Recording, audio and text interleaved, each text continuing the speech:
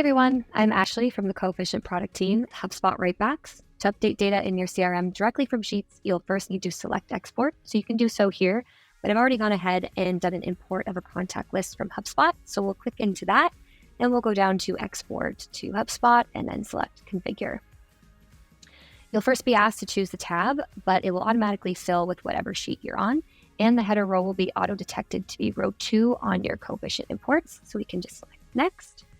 And with HubSpot Writebacks, you can update, insert, and delete just as you can with Salesforce and SQL Writebacks. So because you're already likely familiar with how those actions work, I'm going to demo for you how to update a contact list in HubSpot.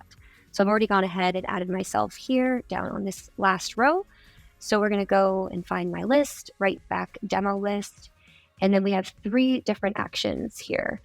We have sync contacts, which will do whatever is needed to get your HubSpot contact list matching what is on the sheet here. Or you can select to add contacts, or you can remove contacts. Just because I don't have any other changes here in this sheet beyond just adding a contact, we're just going to select to do that one. We'll hit next. This is awesome. You will map your you'll do a mapping of fields so that the contact records are the same, and you can select the contact ID or the email. And in this case, we'll select email, hit save, and then we can go ahead and export all rows on our sheet. It's going to do a check, and then it will add 21 rows. So that was successful. And as you see here, the result is okay. And I am now part of this contact list in HubSpot.